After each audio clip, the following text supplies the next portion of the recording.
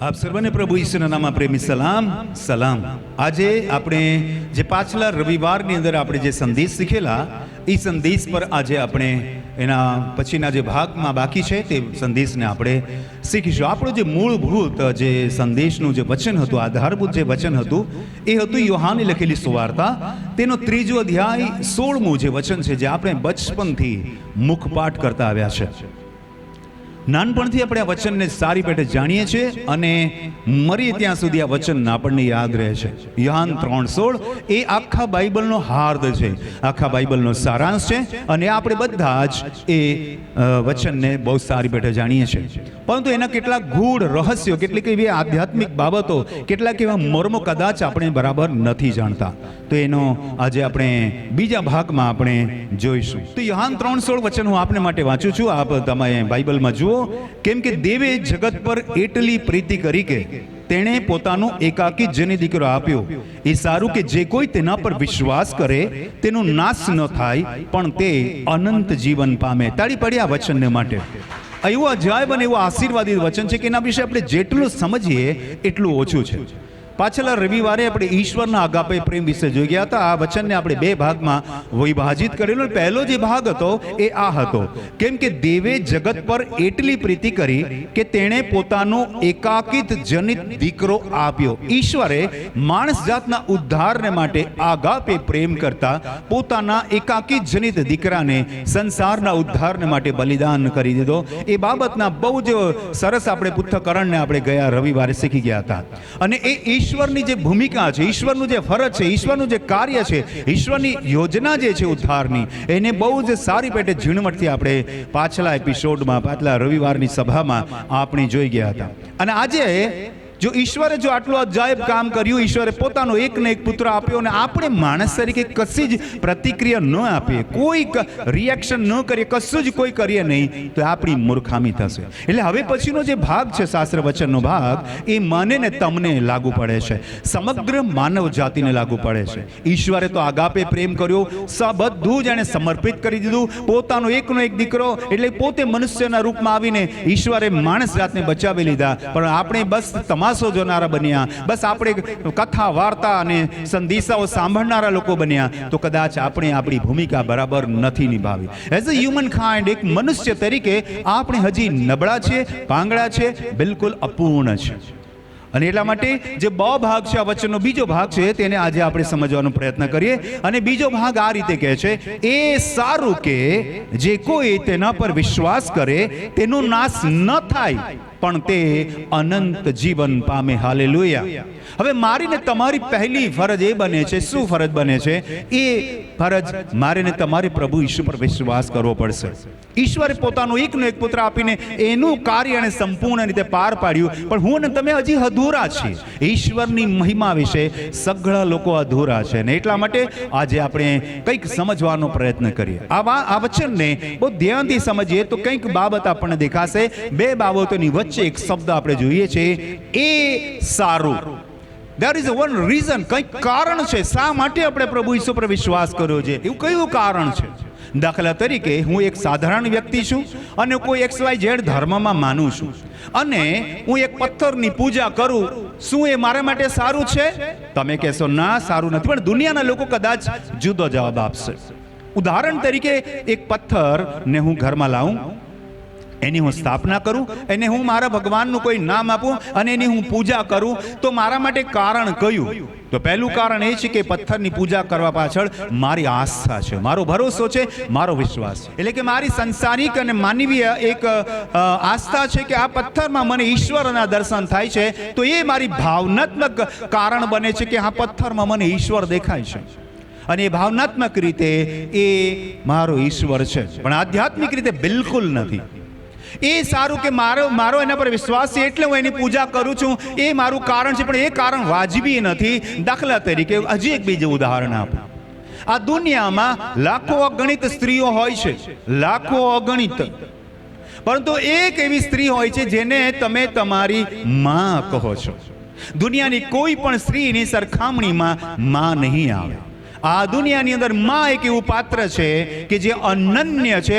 એ કોઈક વ્યક્તિને જન્મ આપે છે એટલે માનું બિરુદ પામે છે. માં તે માં, બીજા બધા વગડા નવા. એટલે કે આ દુનિયામાં જે જંગલના પવન જેવું છે, કાંઈ વિશ્વાસ વગરના છે. ફક્ત માં એ તમારા માટે સન્માન્ય પાત્ર છે. માં તે માં, બાકી બધા જ માસી કહેવાય યા કાકી કહેવાય, કાકી કહેવાય યા માસી કહેવાય. માં જેવી હે ને, મૌસી અને માં જેસી. માં જેવી પણ માં નહીં. માં તમારી ફક્ત એક જ હોય, જેણે તમને 9 મહિના પાળ્યા, જેણે તમારી માવજત કરી, જેણે તમારી સંભાળ લીધી, જેમણે તમને મોટા કર્યા. અને માં હયાત હોય ત્યાં સુધી પોતાના સંતાનને દિલોજાનથી પ્રેમ કરે છે. એટલે માં જેવું બીજું કંઈ નથી. તો માં મારી માં છે એને કહેવાનું કારણ એ છે કે એણે મને જન્મ આપ્યો છે, એણે મારું પાલન કર્યું છે. એ સારું હું એને માં કહું છું. દુનિયાની કોઈ સ્ત્રીને હું માં નહીં કહી શકું. એને માસી યા કાકી યા બહેન યા દાદી યા એક કોઈ અન્ય સંબોધનથી એને સંબોધું, પણ માં નહીં કહું. એ જે દેવાલાભાઈ ઈશ્વર અનન્ય છે, અલૌકિક છે, અજાયબ છે. એની જેવું બીજું કંઈ પણ હોય જ નહીં શકે. તમે એને કદાચ પથ્થરને ઈશ્વર માનો, એ તમારી ભૂલ છે. તમારી માનવીય યા તમારી સંવેદનાત્મક યા તમારી ભાવનાત્મક આસ્થા એની સાથે જોડાયેલી છે. પણ અફસોસ એ પથ્થર છે. એ સારું એ પથ્થર છે, એ સારું એ ઈશ્વર નથી. આપણે સમજી રહ્યા એ સારું. Therefore, એના માટે શા માટે આપણે ઈશ્વર યા પ્રભુ ઈસુ પર વિશ્વાસ કરવો જોઈએ? એનું કારણ એ છે કે પથ્થર નથી. એનું કારણ એ છે કે કોઈ સાધારણ માણસ નથી. એનું કારણ એ છે કે કોઈ અવતાર નથી. એ સારું કે આપણે અગાઉના એપિસોડમાં જોઈ ગયા હતા, અગાઉના ભાગમાં જોઈ ગયા, ઈશ્વરે પોતાના એકાકી જનિત દીકરાને માનવ જાતિના ઉદ્ધારને માટે મોકલી આપ્યો. એ સારું હું પ્રભુ ઈસુ પર વિશ્વાસ કરું છું. તાળી પાડી આપણે હાલેલુયા. એ સારું નહીં કે હું એને ઉચકીને લઈ આવું, એને નવડાવું, એને કંઈક રંગરોગાન કરું, એના પર કંઈ તેલ રેડું, એના પર કંઈ કંકુ લગાવું, એના પર આ કરું. એટલા માટે મારો ઈશ્વર નથી. હું એ માટે એને ઈશ્વર માનું છું, એ માટે એને પ્રભુ માનું છું. એણે મારા માટે જાન આપ્યો. તાળી પાડી આપણે હાલેલુયા. તો કહેવાનો મતલબ એ સારું એટલે કન્ડિશન્સને તમારે સમજવું પડશે, શરતને તમારે સમજવું પડશે, એ બાબતને તમારે સારી પેટે સમજવું પડશે. દુનિયા અંધારામાં છે, દુનિયા અજ્ઞાનતામાં છે, એટલે જે કંઈ ગમે છે એમને એને ઈશ્વર માની બેઠા છે. પ્રભુ ઈસુ કહે છે, ચોરી કરવા, મારી નાખવા તથા નાશ કરવા સિવાય બીજા કોઈ મતલબથી ચોર આવતો નથી, પરંતુ તેવા લોકોને જીવન અને પુષ્કળ જીવન મળે માટે હું આવ્યો છું. તાળી પાડી આપણે હાલેલુયા. એ સારું હું ને તમે પ્રભુ ઈસુ પર વિશ્વાસ કરી છે કે એમણે પોતાનું જાન આપી દીધો, પોતાનો આત્મા રેડી દીધો. ફક્ત જાન નહીં, જાન તો જાનવરનું પણ લેવાય છે. જાન તો કોઈ માણસ પણ હત્યા કરીને લઈ લે છે. આ જાન નહીં, એને આત્મા આપી દીધો. એને કહ્યું, હે પિતા, મારો આત્મા તારા હાથમાં સોંપું છું. આત્મા આપવાની તાકાત કોઈનામાં નથી. શરીર આપી દે છે લોકો, આત્મા કોઈ આપી શકતું નથી. પણ પ્રભુ ઈસુએ આત્માનું પણ સમર્પણ કરી દીધું, જીવનનું પણ સમર્પણ કરી દીધું, શરીરનું પણ સમર્પણ કરી દીધું. અદ્ભુત બલિદાન આપ્યું. તાળી પાડી આપણે હાલેલુયા. અને એ માટે હું પરમેશ્વર પર અને પ્રભુ ઈસુ પર વિશ્વાસ કરું છું. એ જ એવું કારણ છે કે જેને લઈને હું વિશ્વાસ કરું છું. અને હું આશા રાખું છું કે એ જ કારણ છે કે જેને લઈને તમે પ્રભુ ઈસુ પર વિશ્વાસ રાખો છો. તમારો વિશ્વાસ રાખવાનું કારણ પણ એ છે કે તમારો જાન બચી ગયો, તમે નર્કમાં જતા બચી ગયા, તમે પાપથી મુક્તિ પામ્યા, તમે ઉદ્ધારની ખાતરી પામ્યા પ્રભુ ઈસુના બલિદાનને કારણે. એ સારું તમે પ્રભુ ઈસુ પર વિશ્વાસ કરો છો. એ સારું દુનિયાભરના લોકો પ્રભુ ઈસુ પર વિશ્વાસ કરે છે. પણ જેને ખબર નથી આધ્યાત્મિક વિશે, જેને ખબર નથી ઉદ્ધાર વિશે, જેને ખબર નથી પ્રભુ ઈસુના બલિદાન વિશે, અફસોસ તેઓ અજ્ઞાનતામાં પથ્થરોની પૂજા કરી રહ્યા છે. એ સારું માટે આપણે સમજવાનો પ્રયત્ન કરીએ કયું કારણ છે કે જેને માટે હું પ્રભુ ઈસુ પર વિશ્વાસ કરું છું. એને માટે યોહાનની લખેલી સુવાર્તા આજ અધ્યાય 3 અધ્યાય અને તમે વચન વાંચો 17 અને 18 વચનમાં શું લખ્યું છે? કેમ કે જગતનો ન્યાય કરવા સારું નહીં. બહુ ધ્યાનથી તમે સાંભળો. જગતનો ન્યાય કરવા સારું નહીં, પણ તેનાથી જગતનું તારણ થાય તે માટે દેવે પોતાના દીકરાને જગતમાં મોકલ્યો છે. તેના પર જે વિશ્વાસ કરે છે તે અપરાધી ઠરતો નથી, પણ જે વિશ્વાસ નથી કરતો તે અપરાધી ઠરી ચૂક્યો છે, કેમ કે દેવના એકાકી જનિત દીકરાના નામ પર તેણે વિશ્વાસ કર્યો નથી. તમે હું કેમ વિશ્વાસ કરે છે લખ્યું છે, જગતનો ન્યાય કરવા માટે પ્રભુ ઈસુ નહીં આવ્યા. જેટલાય અવતાર આવ્યા, હું કોઈનું નામ નથી દેતો, જેટલાય અવતાર આવ્યા એમણે ન્યાય કર્યો કે તે પાપ કર્યું છે એટલે તને મૃત્યુદંડ કરવામાં આવશે. જે કોઈ આ દુનિયામાં આવ્યા એ બધાએ ન્યાય કર્યો, સારા અને ખોટાનો ન્યાય કર્યો. કોઈનું નામ આપણે દેતા નથી, ન્યાય કર્યું. પણ ઈશ્વરે ન્યાય કર્યો, એમાં તમને ને મને બચાવવાનો ન્યાય કર્યો. તમારા મારા માટે પ્રભુ ઈસુ ન્યાય કરવા નહીં આવે કે ભાઈ તું પાપ કર્યું છે એટલે હું તને મારી નાખીશ, નર્કમાં મોકલી દઈશ, અને તું સારું કામ કરે છે એટલે હું તને સ્વર્ગમાં. એ કારણને લીધે પ્રભુ ઈસુએ મનુષ્યના રૂપમાં જન્મ નથી લીધો. ન્યાય કરવા માટે હવે આવશે, પણ પહેલા જ્યારે મનુષ્યના રૂપમાં આવ્યા ત્યારે એમણે ન્યાય કરવા માટે તો નહીં આવ્યા. બોલો હાલેલુયા. પરમેશ્વરને મહિમા મળે. તાળી પાડી આપણે ઈશ્વર પિતા, પુત્ર, પવિત્ર આત્માનો ધન્યવાદ કરીએ. કેમ કે જગતનો ન્યાય કરવા સારું નહીં, પણ તેનાથી જગતનું તારણ થાય. હાલેલુયા. બધા જ આવ્યા મારવા, ખતમ કરવા, વિનાશ કરવા આવ્યા, પણ પ્રભુ ઈસુ ન્યાય કરવા નહીં, તારણ બચાવ કરવા માટે આવ્યા. આ પ્રભુ ઈસુની ખૂબી છે, અને એ સારું હું પ્રભુ ઈસુ પર વિશ્વાસ કરું છું. તમે પણ એટલે જ વિશ્વાસ કરો છો. તાળી પાડીએ પ્રભુ ઈસુને માટે. જો તમારો પણ એને નાશ કરવાની ચાહ્યું હોત, ઉદાહરણ તરીકે કે આદમ અને હવ્વાએ પાપ કર્યું, તો બાઇબલમાં લખ્યું છે પરમેશ્વરની ઉપસ્થિતિ તેઓ સંતાઈ ગયા. કેમ કે એમનો ડર હતો ઈશ્વર અમને સજા કરશે, ઈશ્વર અમને મારી નાખશે. ઈશ્વરે કહ્યું તો મરશે જ મરશે, એટલે અમને ચોક્કસ મારી નાખશે. મૃત્યુનો ભય એમને સતાવતો હતો, એટલે તેઓ સંતાઈ ગયા. અને આજે દુનિયા મૃત્યુના ભયથી બહુ ડરી રહી છે, પણ પ્રભુ ઈસુ મૃત્યુના ભયને હટાવી દીધો. એ પોતે મૃત્યુ પામીને, પુનરુત્થાન પામીને, મૃત્યુ પર વિજય મેળવીને કહે છે બેટા મૃત્યુથી ડરવાની જરૂર નથી. તાળી પાડીએ આપણે હાલેલુયા. એક એવો વ્યક્તિ જે મૃત્યુ લઈને નહીં આવ્યો, મૃત્યુ પામ્યો પણ તમારા માટે મૃત્યુ લઈને નહીં આવ્યો, તારણ અને ઉદ્ધાર લઈને આવ્યો. એટલા માટે લખ્યું છે કેમ કે જગતનો ન્યાય કરવા સારું નહીં, પણ તેનાથી જગતનું તારણ થાય, તે માટે દેવે પોતાના દીકરાને જગતમાં મોકલ્યો. કયો દીકરો? એના માટે વર્ણન કર્યું છે 18મા વચનમાં. તેના પર જે વિશ્વાસ કરે છે તે અપરાધી ઠરતો નથી. હું ને તમે એ કારણથી વિશ્વાસ કરે છે. બીજું કારણ એ છે કે પહેલું કારણ એ છે કે જગતનો ઉદ્ધાર કરવા માટે આવ્યા, ન્યાય કરવા નહીં. બીજું કારણ એ છે કે અપરાધી નથી ઠરતા. એટલે ઈશ્વર આજે નહીં, ગમે ત્યારે આપણો ન્યાય કરશે, ન્યાયકાળને દિવસે, ત્યારે બી આપણે અપરાધી નહીં માલુમ પડીશું. એટલે ત્યારે બી આપણે ન્યાય માલુમ પડીએ. એટલે પ્રભુ ઈશ્વર આ દુનિયામાં આવ્યા. તાળી પાડીએ આપણે હાલેલુયા. પહેલી વખત આવ્યા ત્યારે ઉદ્ધારને માટે આવ્યા, બીજી વખત આવશે ત્યારે ન્યાય માટે. ત્યારે હું ને તમે પ્રભુ ઈસુ પર વિશ્વાસ કરતા હોવાને કારણે, એ ન્યાય કાળે આપણે વિશ્વાસુ હોવાને કારણે ત્યારે પણ બચી જઈશું. બે વખત આપણો બચાવ થશે, આ માનવીય જીવનમાં પણ અને હવે પછીના અનંત જીવનમાં પણ. તાળી પાડીએ આપણે હાલેલુયા.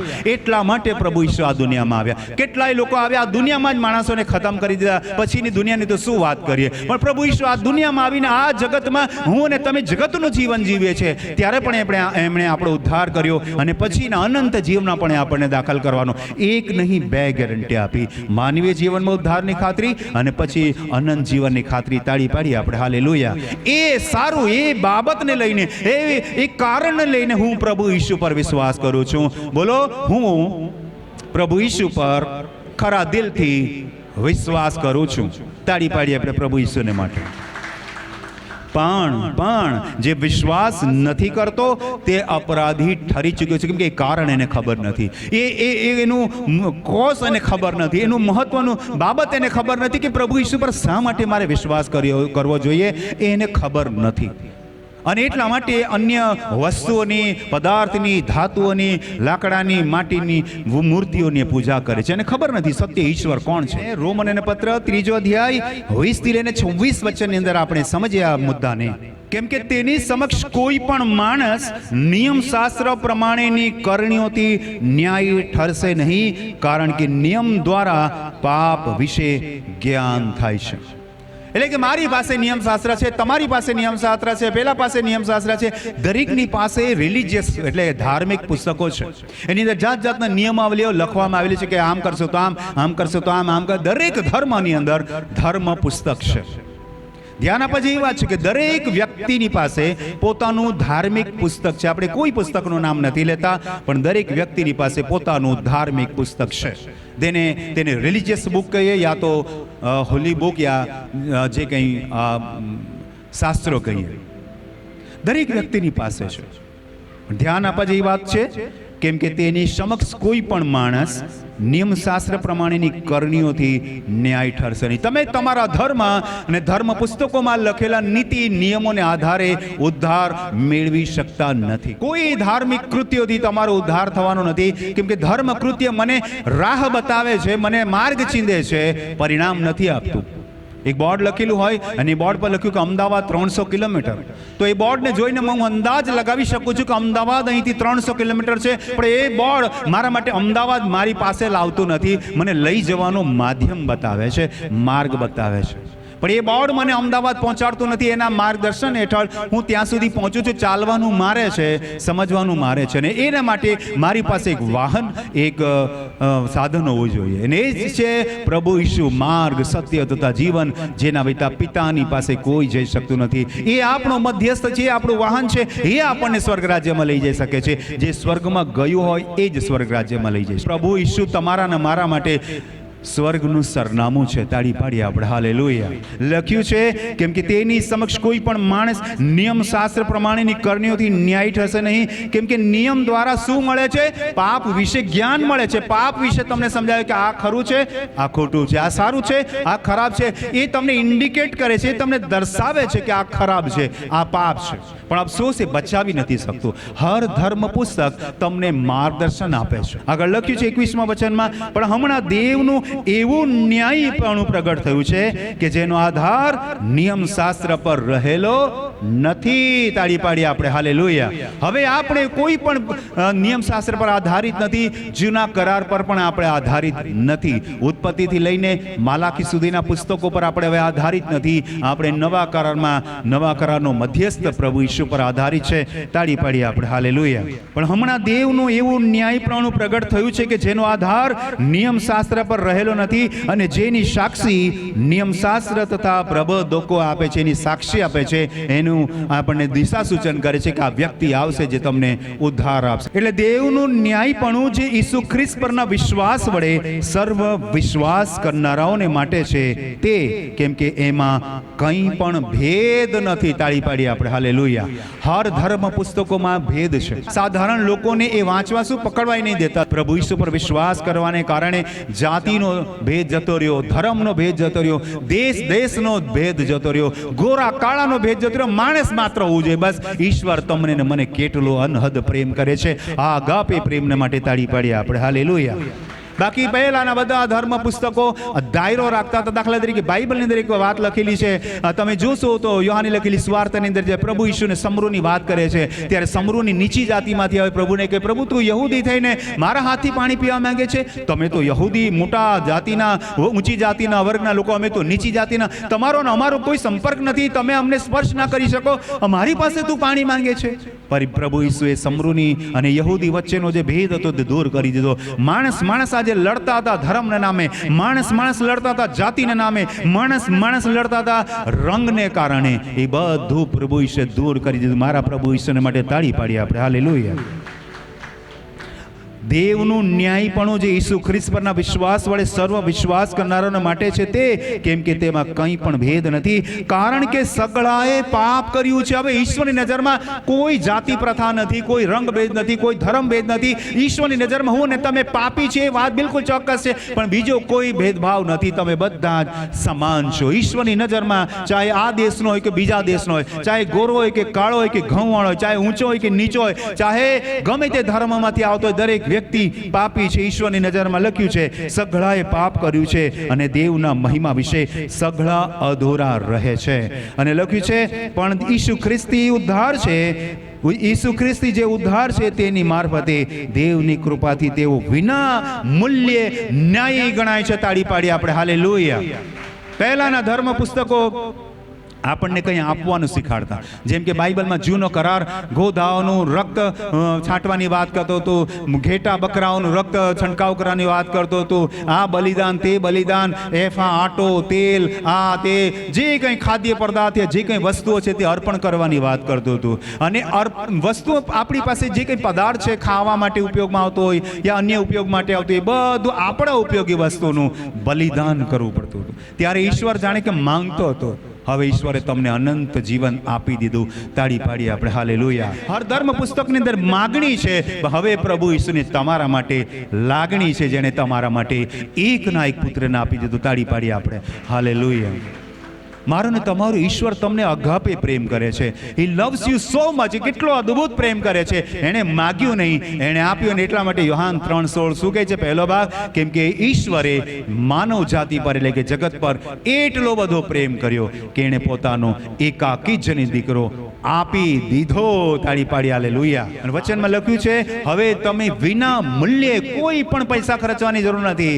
કોઈ પણ પૈસા ખર્ચવાની જરૂર નથી, કે ના નારિયેળ ચડાવવાની જરૂર છે, ના મીણબત્તી ચડાવવાની જરૂર છે, ના આ ચડાવવાની, ના તે ચડાવવા, કોઈ જે પ્રસાદ ચડાવવાની જરૂર નથી, કોઈ મિષ્ટાન ચડાવવાની જરૂર નથી, કોઈ અર્પણો કરવાની જરૂર નથી. તમારા અને મારા માટે, પૂરી માનવ જાતિ માટે એક જ વાર સનાતન બલિદાન આપીને પ્રભુએ કાર્ય સંપન્ન કરી દીધું. ઉદ્ધારનું કાર્ય સંપન્ન કરી દીધું. તાળી પાડીએ આપણે હાલેલુયા. લખ્યું છે, દેવે તેને તેના રક્ત પરના વિશ્વાસથી પ્રાયશ્ચિત થવા સારું ઠરાવ્યો, જેથી દેવની સહનશીલતાથી અગાઉ થયેલા પાપની દરગુજર થઈ તે વિશે દેવ પોતાનું ન્યાયપણું પોતાના એકના એક પુત્રમાં દેખાડે છે. જાનવરોના રક્તમાં નહીં, હોલા કબૂતરના રક્તમાં નહીં, કે અન્ય કોઈ અર્પણના રક્તમાં નહીં, ખુદ પ્રભુ ઈસુના રક્તમાં એણે પોતાનું ન્યાયપણું સાબિત કર્યું. તાળી પાડીએ આપણે હાલેલુયા. અને લખ્યું છે, ક્યાં સુધી 26મું વચન પણ વાંચીએ, એટલે સાંપ્રત કાળમાં એટલે કે હાલના સમયમાં તે પોતાનું ન્યાયપણું દેખાડે, જેથી પોતે ન્યાયી રહીને ઈશ્વર પર વિશ્વાસ રાખનારને ન્યાયી ઠરાવનાર થાય. વિના મૂલ્યે તમે હવે વિશ્વાસ કરી શકો છો. તાળી પાડી આપણે હાલેલુયા. ઈશ્વરે ન્યાયપણું, સનાતન ન્યાયપણું બતાવ્યું પ્રભુ ઈશ્વરના રૂપમાં, પોતાના એકના એક પુત્રને બલિદાન આપીને તમને ને મને અનંત જીવનની ખાતરી આપી. તાળી પાડી આપણે હાલેલુયા.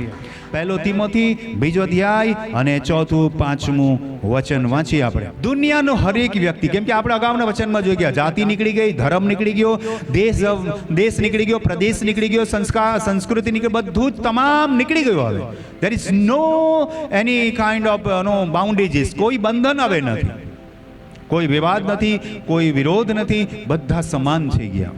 હવે ઈશ્વર શું કહે છે? સઘળા માણસો તારણ પામે. પ્રભુનું વચન યોહાન 3:16 કહે છે, કેમ કે ઈશ્વરે માનવ જાતિને એટલો પ્રેમ કર્યો. નોટ ઓનલી ફોર જ્યુઝ પીપલ, ના ફક્ત યહૂદી લોકો, ના એ ઇઝરાયલમાં રહેતા લોકો, તમામ માનવ જાતિ. અનલિમિટેડ લવ. હાલેલુયા. ઇટર્નલ લવ. તાળી પાડીએ આપણે પ્રભુ ઈશ્વરના અનંત પ્રેમને માટે. સઘળા દુનિયાનો કોઈ પણ પ્રદેશનો વ્યક્તિ કેમ ના હોય, કોઈ પણ ધર્મનો વ્યક્તિ કેમ ના હોય, કોઈ પણ જાતિનો વ્યક્તિ કેમ ના હોય, કોઈ પણ રંગ અને આકારનો વ્યક્તિ કેમ ના હોય, સઘળા માણસો તારણ પામે એવી કોની ઈચ્છા છે? જોઈએ, સઘળા માણસો તારણ પામે ને તેમને સત્યનું સંપૂર્ણ જ્ઞાન પ્રાપ્ત થાય. અધૂરું જ્ઞાન બહુ છલકાય છે, અધૂરું જ્ઞાન જરૂરી પણ નથી. સંપૂર્ણ જ્ઞાન થવું જોઈએ કે લાકડું ને પથ્થર મને ઉદ્ધાર નથી આપી શકતો. જેની અંદર કોઈ જીવનની આશા નથી, જેની અંદર પોતામાં જીવન નથી, એ મને જીવન ક્યાંથી આપી શકે? ના એ મને શ્વાસ આપી શકે, ના મને ખોરાક આપી શકે. તો અનંત જીવન તો બહુ દૂરની વાત છે. એ સંપૂર્ણ જ્ઞાન તમારે લેવાની જરૂર છે કે બધી જ વસ્તુઓ નાશવંત છે, તો નાશવંત ફક્ત નાશ જ કરી શકે છે, યા કઈ ફાયદો નથી કરાવતું. પણ જે અનંત અલૌકિક અદ્ભુત છે, જેણે મૃત્યુ પામીને પણ, બલિદાન કરીને પણ, જે પોતે ઉચકી લેવામાં આવે, આકાશમાં ગમન થઈ ગયું, જે પાછા આવવાના છે, એ પ્રભુ ઈસુ પર હું વિશ્વાસ કરું છું. તાળી પાડીએ આપણે હાલેલુયા.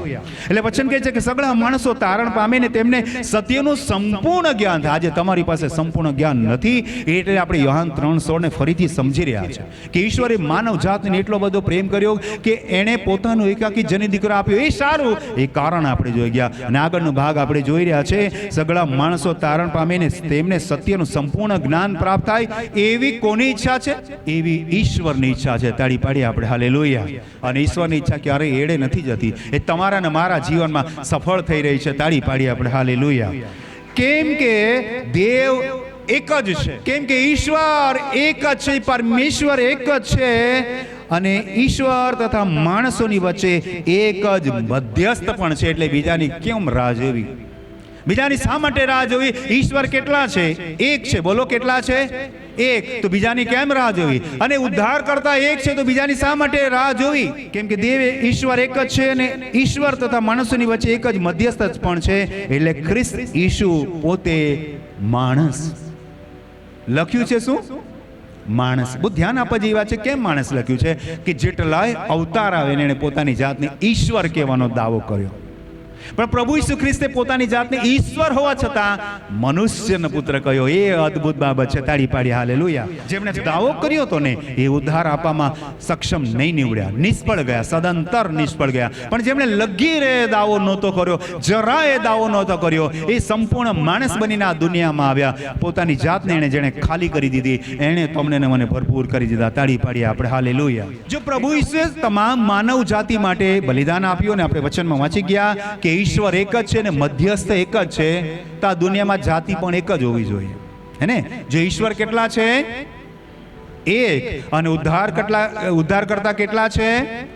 તો જાતિ કેટલી હોય છે આ દુનિયામાં? એક જ હોવી જોઈએ. તો એના માટે બાઇબલ કહે છે, ગલાતીઓના પત્ર 3 અધ્યાય 28મું વચન, માટે હવે યહૂદી કે ગ્રીક કોઈ નથી, દાસ કે સ્વતંત્ર કોઈ નથી, પુરુષ કે સ્ત્રી કોઈ નથી, કેમ કે તમે બધા ખ્રિસ્તમાં એક છો. તાળી પાડીએ આપણે hallelujah.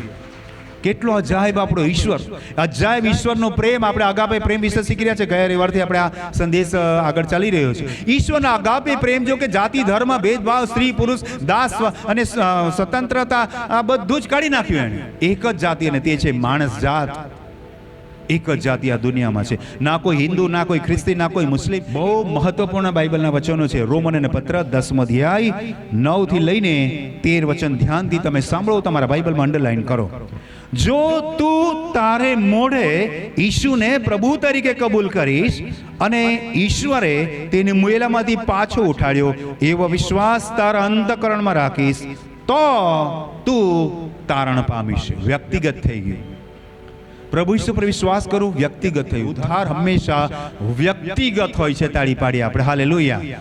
Salvation is a personal matter. એ મારો વ્યક્તિગત મામલો છે, એની સાથે દુનિયાને કોઈ નિસ્બત નથી. તો અહીં લખ્યું છે, જો તું તારે મોઢે ઈશુને પ્રભુ તરીકે કબૂલ કરીશ, દેવે તેને મુયેલામાંથી પાછો ઉઠાડ્યો એવો વિશ્વાસ તારા અંતઃકરણમાં રાખીશ, તો તું તારણ પામીશ. કારણ કે ન્યાયપણાના અર્થે અંતઃકરણથી વિશ્વાસ રાખવામાં આવે છે, અને તારણના અર્થે મોંથી કબૂલાત કરવામાં આવે છે. કેમ કે ધર્મશાસ્ત્ર કહે છે, એના ઉપર જે કોઈ વિશ્વાસ કરશે તે શરમાશે નહીં. પ્રભુ ઈસુ પર વિશ્વાસ કરનાર વ્યક્તિ ક્યારેય અફસોસ નથી કરતો, ક્યારેય શરમાતો નથી. છાતી ઠોકીને કહે છે, I believe in Jesus Christ. હું પ્રભુ ઈસુ પર વિશ્વાસ કરું છું. તાળી પાડીએ આપણે હાલેલુયા. યોહાનનો પહેલો પત્ર 5મો અધ્યાય 1 અને 5મું વચન આપણે સમક્ષ વાંચું છું. ધ્યાન આપે. ઈશુ એ જ ખ્રિસ્ત છે, એવો જે કોઈ, હાલેલુયા, જે કોઈ, એનીબડી, કોઈ ધર્મ, જાતિ, દેશ, રંગ, કોઈ ભેદ નથી. જે કોઈ ઈસુ એ જ ખ્રિસ્ત છે એવો જે કોઈ વિશ્વાસ કરે છે તે દેવથી જન્મેલો છે. કોનાથી જન્મેલો છે? દેવથી જન્મેલો છે. અને જન્મ આપનાર પર જે કોઈ પ્રેમ રાખે છે તે તેનાથી જન્મેલા પર પણ પ્રેમ રાખે છે. થોડી કડી એવી લાગે છે કે આપણને સમજાતું નથી, પણ મિશનનું વચન આપણને અદ્ભુત શીખાડે છે. ઈસુ એ જ ખ્રિસ્ત એવો જો તમે વિશ્વાસ કરો છો ને, તો તમે દેવથી જન્મ પામો છો. એટલે કે માણસ તરીકે તમે પાપી વ્યક્તિ તરીકે જન્મ લીધો. તમારી પહેલી ઓળખાણ છે કે તમે હું પાપી માણસ તરીકે જન્મ્યા. પણ હવે બીજી ઓળખાણ બદલાઈ જાય છે, અને એ છે કઈ? તમે ઈશ્વરના પુત્ર બની જાઓ છો. યોહાનની સુવાર્તા 1 અધ્યાય 12મું વચન કે જેટલાએ તેના નામ પર વિશ્વાસ કર્યો તેટલાને તેણે દેવના દીકરા દીકરી થવાનો અધિકાર આપ્યો. તાળી પાડીએ આપણે હાલેલુયા. એ કહેવાનો ભાવાર્થ એ છે, હવે તમે ઈશ્વરથી જન્મેલા બની જાઓ છો, અને જન્મ આપનાર પર જે કોઈ પ્રેમ રાખે છે તે તેનાથી જન્મેલા પર પણ પ્રેમ. જન્મ આપનાર ઈશ્વર છે, અને એનાથી જન્મેલો પ્રભુ ઈસુ છે. 3 વખત જન્મની વાત આવે છે. જન્મ, જન્મ, જન્મ. મૃત્યુની એક પણ વાર વાત નથી આવી. તાળી પાડીએ ને આપણે. કેમ કે મૃત્યુ જય, જેને મૃત્યુંજય જય પરમેશ્વર છે આપણો પ્રભુ ઈસુ, એને હવે મૃત્યુનો ડંખ ક્યાં? અરે મરણ તારો જય ક્યાં? મરણ પર જય મેળવનાર પ્રભુ ઈસુને ધન્યવાદ હો. તાળી પાડીએ આપણે હાલેલુયા. 5મું વચન વાંચીએ આપણે. 5મું વચન શું કહે છે? જે વિશ્વાસ કરે છે, જે એટલે એનીબડી, કોઈ પણ વ્યક્તિ જે વિશ્વાસ કરે છે કે ઈસુ દેવનો પુત્ર છે, તે વગર બીજો કોણ જગતને જીતે છે. હવે નવું એક કારણ સમજી રહ્યા છે. શા માટે હું પ્રભુ ઈસુ પર વિશ્વાસ કરું છું? એના કારણમાં આ પણ એક કારણ છે કે જે કોઈ પ્રભુ ઈસુ પર વિશ્વાસ કરે છે ને, એ દુનિયાને જીતી લે છે. બોલો, કોને જીતી લે છે? દુનિયાને જીતી લે છે. દુનિયાના પાપને જીતી લીધું છે, દુનિયાની દુર્વાસનાને જીતી લીધી છે, દુનિયાના વેરભાવને જીતી લીધું છે, કેમ કે આપણે પ્રેમના પરમેશ્વરને માનીએ છીએ. તાળી પાડીએ આપણે હાલેલુયા. એટલે અમથા જ લોકો પ્રભુ ઈસુ પર વિશ્વાસ નથી કરતા. દુનિયાભરમાં સૌથી વધારે લોકો પ્રભુ ઈસુના વિશ્વાસ કરનારા લોકો છે. ચાહે કોઈ પણ ડિનોમિનેશન્સના હોય, એની સાથે કોઈ નિસ્બત નથી. પ્રભુ ઈસુ પર વિશ્વાસ કરનાર દુનિયામાં સૌથી વધારે લોકો છે. એમણે દુનિયાને જીતી લીધી છે. પ્યારથી દુનિયા જીતી લીધી પ્રભુ ઈસુએ. એક ગાલ પર તમાચો મારે તો બીજો ધરો. કોઈ યોદ્ધા આવું બોલી નથી શકતો. પ્રભુ ઈસુએ આ શીખવાડ્યું. પ્રભુ ઈસુ ખ્રિસ્તે કીધું, તમારા દુશ્મનો માટે પ્રાર્થના કરો, એમને આશીર્વાદ અને આશીર્વાદ જ આપો. ઈસુ ખ્રિસ્ત આ દુનિયાનો રાજા બની ગયો. ઈસુ ખ્રિસ્ત આ દુનિયાનો નહીં, સમગ્ર સૃષ્ટિ બ્રહ્માંડનો રાજા છે. તાળી પાડીએ આપણે હાલેલુયા. એટલું નહીં, રાજાઓનો રાજા, પ્રભુઓના પ્રભુને માટે તાળી પાડીએ આપણે હાલેલુયા. તમે જગતને જીતી લીધું છે તલવારથી નહીં, પ્યારથી. તલવારથી નહીં, વિશ્વાસથી. તમે આજે દુનિયાભરના લોકોમાં આદર્શ વ્યક્તિત્વ બની ગયા છો. તમે વ્યસન છોડી દીધું, તમે મૂર્તિ પૂજા છોડી દીધી, તમે ધર્માંતરણ છોડી દીધું, તમે આ તે પેલું બધું વિવાદ છોડીને ફક્ત નમી જઈને પ્રભુ ઈશ્વરને પ્રાર્થના કરો છો. તમારી પાસે લોકો પ્રાર્થના કરવા માટે આવે છે, તમારી પાસે લોકો સલાહ લેવા માટે આવે છે, તમારી પાસે લોકો માર્ગદર્શન લેવા માટે આવે છે, તમારી પાસે લોકો પૂછે છે કે ભાઈ આ કેવી રીતે, શું થાય? તમે કહે છે અમે પ્રભુ ઈશ્વર પર વિશ્વાસ કરીએ છીએ. લોકો માટે તમે પ્રાર્થના કરો છો, લોકોને સત્યનો રસ્તો ચીંધો છો. તમે દુનિયાને જીતનારા બની ગયા. તાળી પાડી આપણે હાલેલુયા. યોહાન લખેલી સુવાર્તા 17 અધ્યાય 2-3 વચન. ખુદ પ્રભુ ઈસુ ગેત્સેમાની વાડીમાં પ્રાર્થના કરે છે અને કહે છે, કારણ કે તે સર્વ માણસો પર તેને અધિકાર આપ્યો છે કે જેઓને તેને આપ્યો છે તે સર્વને તે અનંત જીવન આપે. તાળી પાડી આપણે હાલેલુયા. આ પ્રભુ ઈસુ કોઈ એક પર્ટિક્યુલર લોકો માટે અનંત જીવન આપવા માટે નહીં આવ્યા. કોઈ એક ધર્મના યા સમાજના યા દેશના લોકોના બચાવ માટે નહીં આવ્યા. સમગ્ર માનવ જાતિને અનંત જીવન માટે આવ્યા. અને એટલું નહીં, ત્રીજું વચન કે છે અનંત જીવન એ છે. કયું છે અનંત જીવન? અનંત જીવન એ છે કે તેઓ તને એકલા ખરા ઈશ્વરને તથા ઈસુ ખ્રિસ્ત જેને તે મોકલ્યો છે તેને ઓળખે. તમે પ્રભુ ઈસુને ઓળખી ગયા છો. શા માટે તમે પ્રભુ ઈસુ વિશ્વાસ કરો છો? એનું કારણ આ પણ છે કે તમે પ્રભુ ઈસુને સારી પેટે ઓળખી ગયા છો. ફક્ત પ્રભુ ઈસુને નહીં, લખ્યું છે ખરા ઈશ્વરને તમે ઓળખી ગયા છો. રોમનોને પત્ર 6 અધ્યાય 23મું વચન પર અંડરલાઈન કરજો તમે.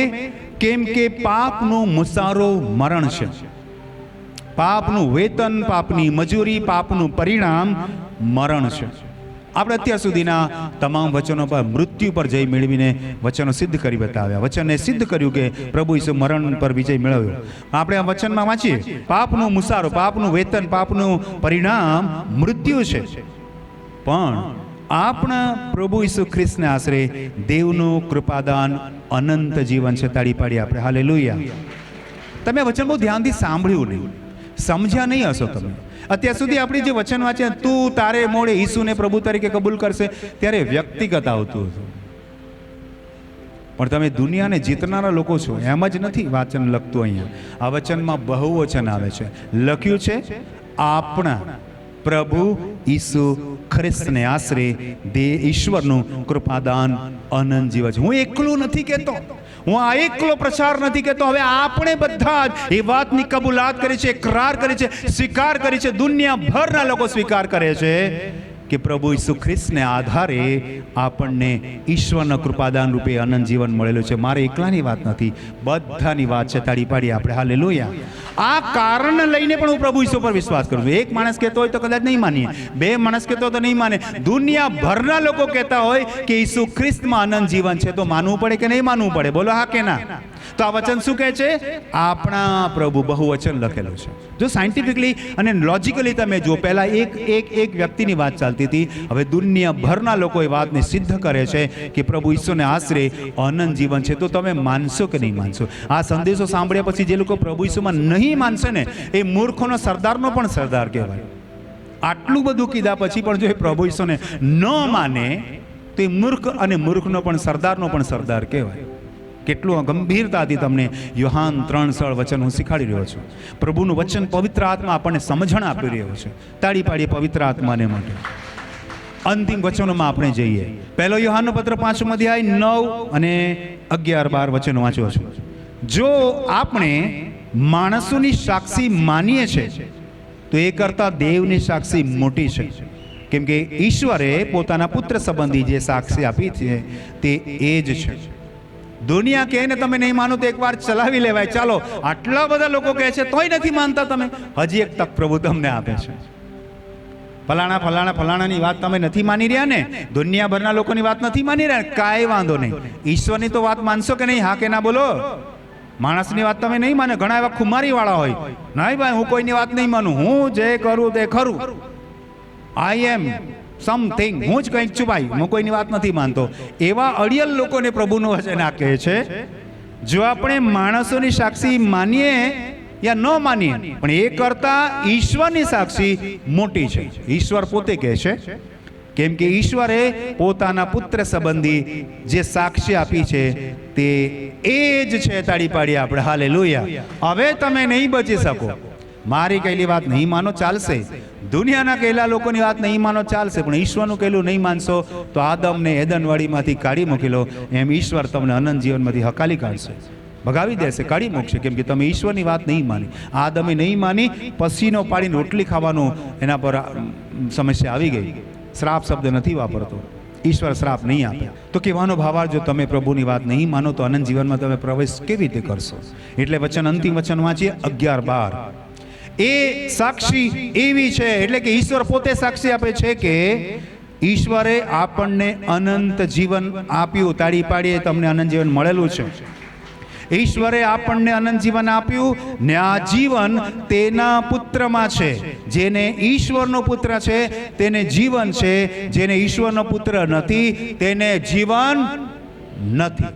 જો તમે પ્રભુ ઈશ્વર પર વિશ્વાસ નથી કરતા, આઈ એમ સોરી ફોર ધેટ બાબતને માટે હું દિલગીર છું કહેતા કે તમારી પાસે જીવન પણ નથી તો અનંત જીવન ક્યાંથી? જો લખ્યું છે જીવન શબ્દ, આ જીવનમાં જ કોઈ જીવનનો રસ નથી તો અનંત જીવન ક્યાંથી હોવાનું? જો આ જીવનમાં આનંદદાયક, ખુશી અને આનંદી ભરપૂર, આનંદિત, આશીર્વાદિત, ભરપૂર જીવન જીવવા માંગતા હોય તો પ્રભુ ઈસુ પર વિશ્વાસ કરીએ, અને પછી જો અનંત જીવન પર જો તમે માનતા ભરોસો છે તમને અનંત જીવનમાં જવાનો, તો ચોક્કસ આજે તમારું અંતકરણ કહેવું જોઈએ કે હા, હું પ્રભુ ઈસુમાં માનું છું.